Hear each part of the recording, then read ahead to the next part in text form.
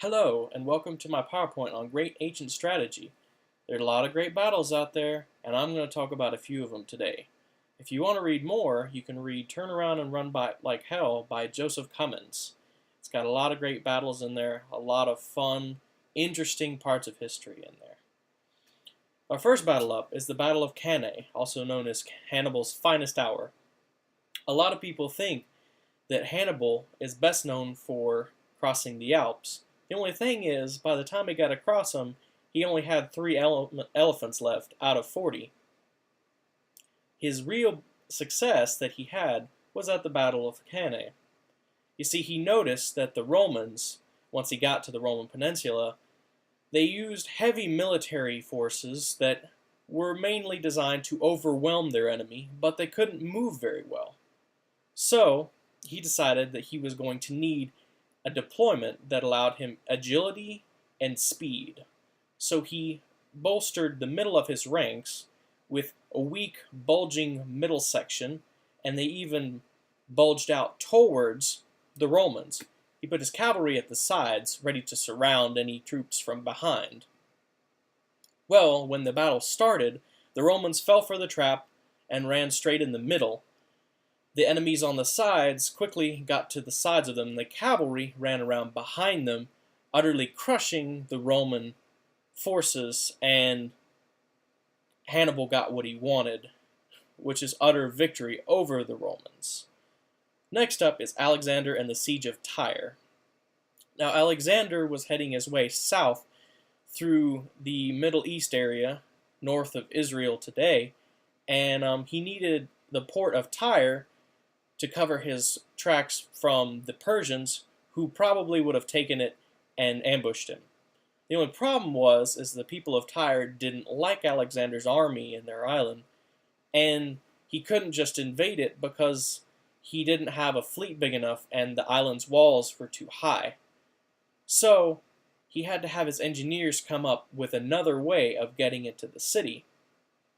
They observed that the waters in between the island and the old city of Tyre had shallow shoals, and there was only 18 feet at the deepest part of water in between the ground and the surface. They had nothing but time and resources, so they could take apart the old city of Tyre and build a giant mole or bridge that took months to build. The people of Tyre sent fire ships trying to burn down the siege towers that they had to protect the Greek workers, and that never was ultimately successful except for the first time. What ultimately ended up happening, though, is the mole got to the island fortress, and Alexander got naval reinforcements, which he much needed. They raided the city, punched holes in the walls, and the port was secured for Alexander. His work was worth the wait. The next battle is Julius Caesar and the Siege of Alesia. Gauls had been subjugated for a long time, but they were beginning to become rowdy. Julius Caesar, the governor of Gaul, was looking for fame and an opportunity for glory. The Gauls and the Romans had been fighting from the Gaulish capital back to Roman territory back and forth, until they ultimately came upon Alesia, which is a grand mountain fortress, ultimately impenetrable from an outside army. The only problem was that the leader, Vercingetorix, had limited supplies, and he knew it. And so Julius Caesar built walls in between him and the city, and then behind his army. So he built 2 extra walls. Well, as reinforcements came for Gaul, it didn't bode very well because the people were starting to starve in the city. A battle eventually broke out when Gaul became desperate, but Rome won, and as seen here, Gaul had to surrender to Rome. The final result of this is that Gaul never really uprose against Rome again, and Julius Caesar had the opportunity for all that fame and glory, and we know that he eventually became emperor because of all of his success in Gaul. Our next battle is the Battle of Teutoburg Forest, an oldie but goldie. Now, by this time, Rome had made some friends with some German nobles, one of them being Arminius. But Arminius came home from one of the Roman campaigns to find that they had been encroaching on his tribe's land.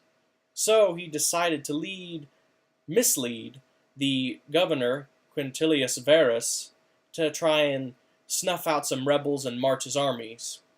Take a small detour on his way to his winter quarters, and it would be alright. So he went off and he began creating this grand trap. Now here's a picture of the Teutoburg Forest. The battle actually took place a little bit north of that, in an area where there was a high hill on one side and dense marsh to the other side. So the Romans were forced to walk a thin path up against the hillside. Arminius created a grand trap that the Romans walked into because they were unable to form ranks with the thin line they walked with, and 3 entire Roman legions were annihilated because the German army lied in wait and fell upon them as soon as they were in this valley.